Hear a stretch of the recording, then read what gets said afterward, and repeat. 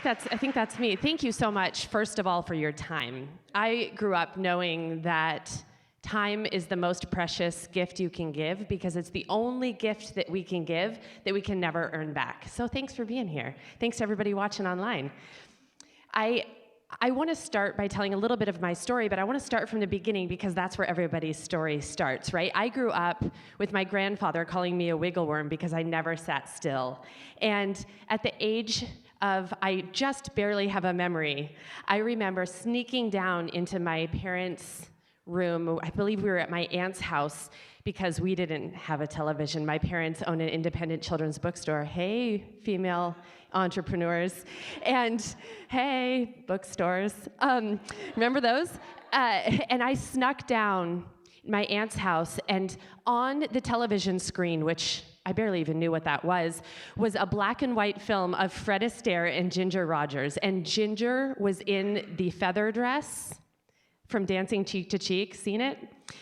And she was in the feather dress, and she was doing everything Fred Astaire did backwards and in high heels. Yeah, ladies. And I remember thinking to myself, that is beauty. That is amazing. She is owning the screen. Nobody's looking at Fred. No offense to Fred Astaire. Also the name of my service dog. Another story. And no one's looking at Fred. She's owning that screen. She's owning her stage. And I went to dinner that night with my parents, and I put my fists on the table. I had giant Coke bottle red glasses to match my giant red hair. And I said, in the true redheaded, feisty fashion, I am going to be Ginger Rogers when I grow up. My parents were so glad that that's what they had on the TV. And I could have said anything. And I was so supported in that dream. Of course, it came with the speech of have a backup plan. We all have our backup plans. Mine was fashion. I loved it. I wanted to make that dress. And they said, have a backup plan. And I did. And I was really fortunate. Come later on in life, I was part of a dance team throughout high school. After high school, I went in, I got a job in fashion. I was promoted to manager at month 2, I believe. That's from watching my mother do her thing at her store. And I realized I had enough money to go overseas at the age of like 18. And I went overseas for a little bit, took a leave of absence from my corporate job in fashion, and studied dance over there, not at a school. I didn't go to actual school. I just went to dance classes that I call school, and because it is a language. And I remember coming back and thinking, I have to do this, and I did. I went to basements, not shady basements. I went to basements right after dance, or working all day, and I would dance all night long and practice and roll myself into more dance classes and more dance classes and work on my feet all day in retail management, and I would dance the night away in more heels, and I grinded and I grinded, and I went pro. I went pro at the age of about 28. And that's pretty old for a dancer. I'm almost 38 now next week. And I remember thinking, my dream has come true. This is it. This is my dream. This is everything I wanted to be. I grew up in Seattle. I moved to Boston because we get better coaches as ballroom dancers from across the pond. I traveled and competed with students. I taught all day, danced my own dance all night, competed on the weekends. I was dancing about 14 to 18 hours a day. Yeah, sounds exhausting, right? I was living it all the time. All I did was dance, eat, and a little bit of sleep. And I loved it, and I was living my dream. I competed. I tried out for Worlds. I almost got it, semifinals, tried out again, went to Worlds. I qualified for Worlds just down the street from this very building right here. And I changed in the California Pizza Kitchen bathroom because my boss was competing against me and she would never give me that day off. So I bussed over from Boston, changed in the bathroom, walked in, and beat her, got third in the world. Yeah. I'm a big fan of self-celebration, by the way. I don't think there's anything wrong with that. I don't think, especially as women, we don't do that enough, right? Like, I worked hard for that. I nailed it. There's nothing wrong with that. We work hard for a reason. We shouldn't celebrate by ourselves. I'm proud of that. And I got third in the world, and I came back, and I was so excited, and my jerkhole boss said to me, gosh, Adrianne, I'm so sorry you got third. I read about him in my book. And I remember thinking, that's awful. Why can't we self-celebrate? And I was not self-celebrating then. I'm about to get to the reason to why I was self-celebrating so much more now. And I remember thinking, he should be glad I did. I'm going to produce more lessons because these students of mine know that I got third, and so I'm better now. And I have these credentials after my name. And I remember thinking, that's awful that we aren't self-celebrating, and I decided to take a day off, which as a professional athlete, we are professional athletes as dancers, by the way. We think it's really cute in Boston that Tom Brady has an off season. That's cute. You have backup that knows every play. I know every single routine. You don't know how to do it. I put a cortisone shot if I land on my head and keep going. Anyway, I took a day off. Soapbox. And I took a day off, and I decided to go for a walk in downtown Boston. It was a beautiful day. It was a Monday. Us dancers have weird days off. And I remember thinking, I'm just going to go for a walk. And there was this thing called a marathon that was going on. And I thought it was crazy. I would never run a mile, first of all. It doesn't involve high heels and makeup. And I thought, I lived in vanity, pure vanity, retail dance, really vain. And I remember thinking, it doesn't involve high heels and makeup. Why would you do that? And these people were running 26.2 miles on their day off, paying $485 for an entry fee, and all to pass out for a statement necklace and a free banana. By the way, they don't even wear their statement necklaces more than a day because apparently that's bragging. What? So I went down and I went shopping, clearly, because nobody's shopping. Everybody's watching these runners pass out into the finish line. So I went shopping, and none of the stores were busy. It was great. I decided to take a turn. Everybody's cheering so loud that I thought, I'm still an athlete. Regardless if I think runners are insane, I thought, I'm still going to go down there and see what all of this is about. So I did. I took the turn onto Exeter Street. I took another right onto Boylston, and bam! An entire explosion happened behind me. And I looked back, and I looked behind me, and there was smoke everywhere. People were screaming and running, not the runners. The people who were on the sidewalk were running. And I said, "This is a terrorist attack," out loud, which will get you investigated by the FBI. It's fine. I'm all for security. I said, "This is a terrorist attack." I knew it wasn't fanfare. It shook the cement that I was on. And I said, "The next one's gonna," and I was on the ground. I was awake through the entire thing. The smoke cleared. I smelt the all too familiar smell that we all smell of burnt hair on a curling iron times 1,000. It was my own hair burning, part of my right eyebrow. And I looked down, and my right foot was gone.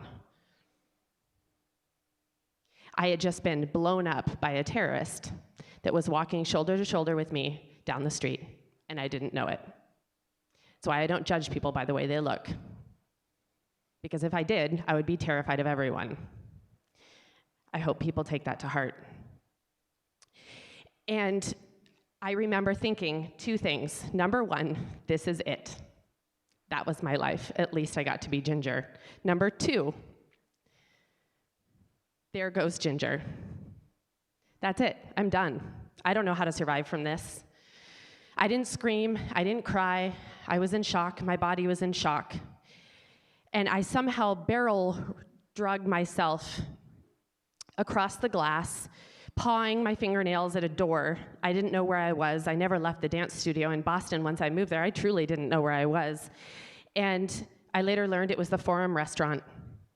And someone picked me up by my shoulders and dragged me into the steps, and I told them everything to tell my loved ones.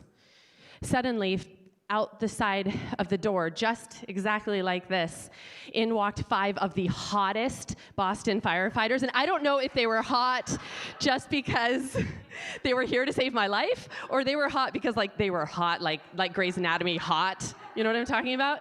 And I remember thinking, they're gonna save my life, or at least get me somewhere to where I can make a phone call and say goodbye to my family who are all over in Seattle supporting my dream of me living so far away. They got me into an ambulance. I ended up at Boston Medical Center, and they cut all my clothes off. Some people are telling me that I'm gonna live, some are not. And I felt a vibration over my shoulder, and it was my bunched up vest.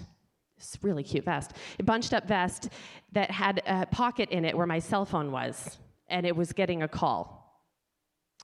And I remember looking at it, and I couldn't figure out how to open the iPhone. I was like, I can't figure this out, and I chucked it like across the room, straight dead center of a nurse's forehead. Did not aim for that, like at all. And I remember thinking, like, great, now I'm making enemy, people are gonna hate me, and I can't even say goodbye to my parents, my phone's broken. And she comes over, she's clearly in pain, she's a nurse, and like she's like, it's okay, we're gonna figure out how to open this. What are your favorite numbers? Of course, that's what it was. And she called my parents, and I got on the phone, and this is where I wanted to share lessons with you today that you can take home, because we all know the gruesome stories, we've seen them in the news, we don't need to talk all about that today, right? So my first lesson that I want you to take home with you is that always to take the 2 minutes before you do anything. 2 seconds to something, 20 seconds, whatever you need in order to think about something before you act. I thought to myself, this is going to be, I knew it at the time, the last time that I say anything to my parents. They could be driving. They also might not be together. My parents are together, but you know what I mean, geographically in the same room. I might only have time to call one. Who do I call? All of these things. And I thought to myself, if they're driving, I need to take extra time to make sure that they are pulled over on the side of the road. How do I get them to pull over, calm my voice enough to tell them after so they don't cause an accident and hurt more people because of this? I couldn't even remember my phone code, but this is what's going through my brain. And I remember thinking, I need to talk to them so badly. So I got on the phone with my dad, and I said, Dad, where are you? And he said, we're on the freeway. Mom's driving. It's okay. You can't talk on the cell phone while you're driving. Seattle, rule followers. So I said to him, pull over. He said to me, Adrianne, you know you cannot pull over on the side of the freeway in Seattle. This is where you got your license. I was like, okay, Dad, stay calm. There's been a terrorist attack. I don't have a foot. You need to pull over. This is not a joke. My family and I don't pull pranks or jokes or anything like that. So he knew. He yelled at my mom first that I'd heard. And he said, Shawnee, pull over the car. Pulled over. I can't talk about this and still talk. I had a conversation with my parents that was the last conversation I would ever have. Each of them, for a few seconds. And I handed the phone back to the nurse, and I lied to myself and her. They all knew it. That just said, my parents are around the corner. Give them directions. They're on their way. And I gave her the phone, and I was wheeled into surgery, where I met Dr. Kalish, my Superman, who I looked at well under a heavy dose of medications at that point, and said, you better have had sleep last night. My foot's on Boylston. You have to get it, because I haven't won first yet. No joke. Sounds like a line, right? And I remember waking up from surgery, and my parents were across the room from me. I'm gonna cry. It was amazing. And I remember seeing Dr. Kalish. And I remember going into some crazy interviews because my mom heard that Anderson Cooper was over in the Commons, and she said, well, I'm gonna go meet Anderson Cooper. Are you good for like an hour? Like, sure, Mom, I'm not going through anything. You go, flirt, that's fine. She said, well, if I invite him back, would you want to talk to him? I was like, well, I'm not really doing anything else for a while.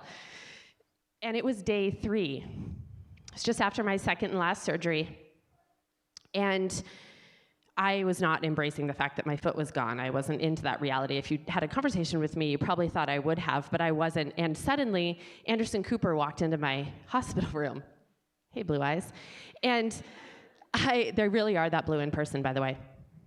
And I remember looking at him, and my mom's like, yeah. And I said, hey, and he said, I'm so sorry, what happened? And he sat down on the end of my bed, and we had a long conversation to where I said, I'm gonna dance again, because his blue eyes will do that. And I'm gonna run the Boston Marathon because I don't know why.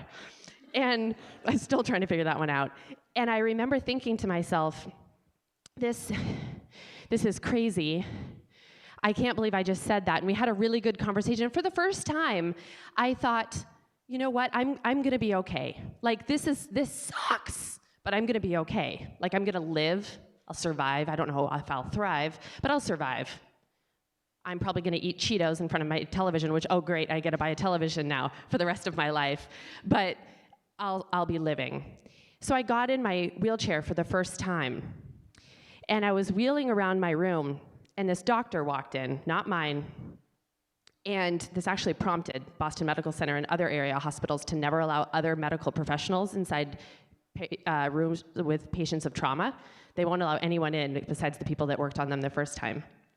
Because of this moment, a doctor walked in to my room, and he said, I saw your interview with Anderson earlier today. I just want to let you know I've been here. I've been here for 20 years, and I've seen everything. I've never seen an amputee dancer. You shouldn't have hope. Your chances are 1 in a million. It was awful, and it was delivered straight like that, like no pauses, nothing. And I lifted my finger in the air, and it wasn't this one, and I said, if my chances are 1 in a million, I will be that one. I sobbing my eyes out, not believing a word I said, turned around to have one of those slam door moments, and I couldn't move out of my wheelchair without help. And he's like, do you want my help? And I was like, I don't want your anything. Leave. What a mean, yeah, right? Yeah, that was the start of being like, be your own advocate. And, you know, I had a hard time shutting up about my opinion at that point anyway. I had a lot of anger I needed to get out. I was pretty angry at what happened. And it made me realize much later, because I believed him at the time, it made me realize that when someone tells you something cannot be done, it is a reflection of their limitations, not yours. Not yours. When someone tells you something cannot be done, it is more of a reflection of their limitations, not yours. He hadn't seen it. You know what? We didn't see anyone go to the moon until they did. We didn't see anyone come here until we were all sitting in this room. We didn't have that, right? Carly didn't do that handspring until she did the handspring. Now it's there. How cool was that, right? It just means that somebody hasn't done it yet. So for all of you that have that idea, do it. It just hasn't been done yet, right? And he didn't know. I hope he saw me dance. And he didn't know. And it also brought me to the other point that I want to make, which is be your own advocate. I remember later on, I was getting ready to leave the hospital, and my surgeon, Superman, looked at me, and he had my discharge papers with me, and he said, you know, I really need you to do something for me. And I was like, okay, Dr. Kalish, like, don't worry, I'm not doing anything else. I kind of have a lot on my brain right now, but yeah, what can I do for you? Sure. And he said, I need you to make me 3 promises. And I said, okay. And he said, number 1, I need you to promise me that no one will take the stitches at the end of your leg out but me. And I looked at him and I said, kind of have a lot of trust issues right now. You got that. And he said, okay, promise number 2. When you run the marathon, not if, I'm gonna cry, you'll tell me, because I want to be there. And I said, I promise. I didn't believe it. And he said, number 3, when you dance again, I do not care if it is in your kitchen, in your bathroom, in the hallway, whenever that is, you will invite me, because I want to be there. And I said, I promise, and I didn't believe a word of it, because sometimes we need to believe in the conviction of others in us, even when we might not believe it ourselves, right? He had seen amputees before. He hadn't seen an amputee dancer, but he'd seen what people can do. He saw my drive. He saw my circle of supporters and people that supported me and were going to see my dreams to reality. So I said, I promise. Later on, he took my stitches out. I stood between ballet bars that I used to dance between, and I took my first step on my prosthetic leg. I screamed out in pain because the only way you can work in a prosthetic leg is to go through the pain. You have to kill every single nerve at the end of your leg in order for it to stop hurting and work again. I started to walk, and I knew what came next. I needed to dance. I danced before the 1-year mark was up. And I remember Dr. Kalish watching and I fulfilled that promise. And I remember coming back to Boston. I danced in Vancouver. And I remember coming back to Boston and seeing him and seeing so many supporters and everybody saying, congratulations, you danced again. What about the Boston Marathon? And I was like, can we just live in the glory of dancing again for a little bit? Like, can we just live in that space for a while? But I realized that when we tell other people our dreams, they hold us accountable for that in such a supportive way. They didn't want to see me suffer. Maybe some of the trolls did, but whatever. They don't want to see you suffer. They want to see you succeed. They saw you making those promises, talking about those promises in interviews, and they want to see you succeed, right? We tell our bosses and our friends and our co-supporters at Ellevate that what we want to do with our dreams because we want people to help us succeed. So clearly I had gotten a running blade to do the jive faster, not to run. And so once I realized that I couldn't do the jive in it because it complicated my partner's footwork, I put the thing in the back of the closet, and there was an organization that takes used prosthetic limbs and recycles them to different countries, which is awesome. And I was going to give that limb to them, and I thought, I'm just gonna take this sucker for a spin around the block and see how far I go. What is this running thing? So I put it on, and I ran with my legs swung out to the side. I didn't know how to do it, and I found it was really hard. And my parents have taught me that if it's really hard, you should give it more of a try. So I'm sorry to report that leg was never used by that recycled prosthetics nonprofit, but it was used by me. And I started to run, and I went to brunch one day, and my girlfriends were like, so how far are you running? And I was like, how do you track it? Does a car follow you? Because at that point, I didn't want people to know I was running besides I totally said that, by the way. That was out loud. And again, it was just out loud here. And I didn't know, and I didn't want a lot of people to know I was running. So I ran, first of all, with I got those used thrift store pads that we all went rollerblading in the 80s. And I put on a hood, so I had no peripheral vision. And I was running so that people didn't know it was me, the leg wouldn't give it away. And I was trying to run in small neighborhoods. And they're like, no, Adrianne, there's an app for that. I grew up way before social media. So I put on the app, and I went for a run after brunch, and I ran 10 miles. And I was like, well, shoot. So I, of course, went on another interview, and I was like, I'm going to run the Boston Marathon. But this time I had no excuse of Anderson's blue eyes. So it was happening. And on April 16th, 2016, I ran the Boston Marathon. It was crazy. It still thinks.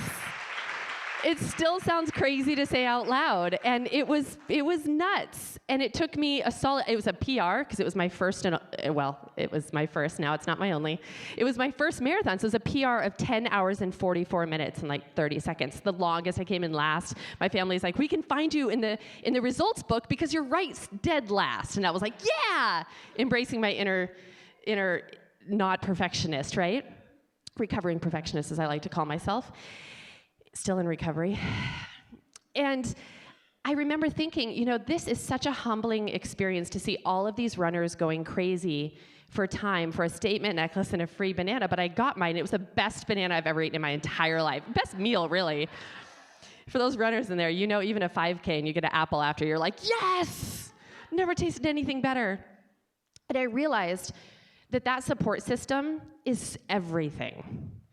I ran this past year. I ran with an amazing coach, an amazing team by my side and my heart. And while it did not finish because it was ice raining from the ground and the sides and up, I embraced that. And I'm still learning to embrace that imperfection. And what is really important to me is to make sure that we're embracing those imperfections as often as possible. I remember learning to dance again and performing, and I remember thinking, it's okay. And I had this very aha moment that I was out dancing, my first competition back. I decided, I'm just gonna try and enter this competition thing again. I'm gonna see what happens. And I went out and I competed at the Commonwealth Classic, and I thought, I just wanna get out there. I'm not gonna win. I don't care if I win.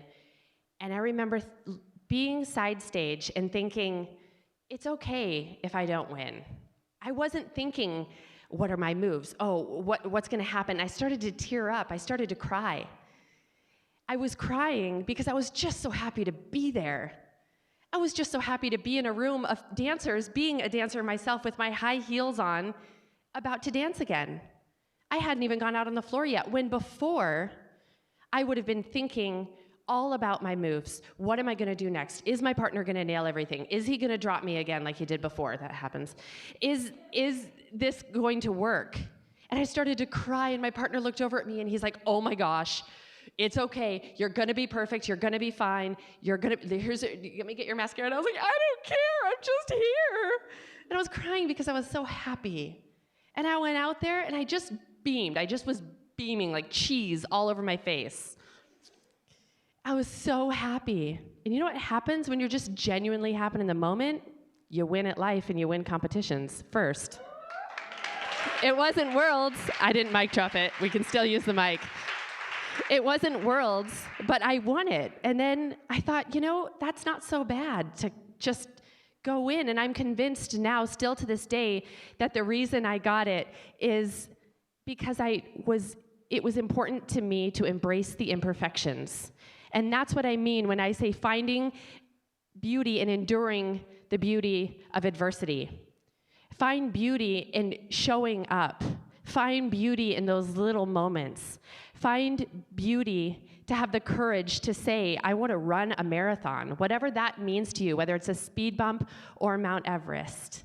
To have that courage to show up, that's the beauty. I was judged by standing my whole life, by standing in front of a group of male-dominated judges in a string bikini with bedazzles hanging off of it, told exactly what my body was doing wrong. And I strive to be perfect in that. I ran and run now with no makeup on. I don't give a about my hair, and I'm in flats, and I never felt more beautiful. There's something really amazing about that. Runners are really insane, by the way, but I love that about them. And if there's one thing that I can leave with you, fellow runners, right? If there's one thing that I can leave with you, it's these thoughts, that your life can change. I know mine did, in a matter of 3.5 seconds. But it is up to you to make every second count after, because believe me, they do. Thank you for your time.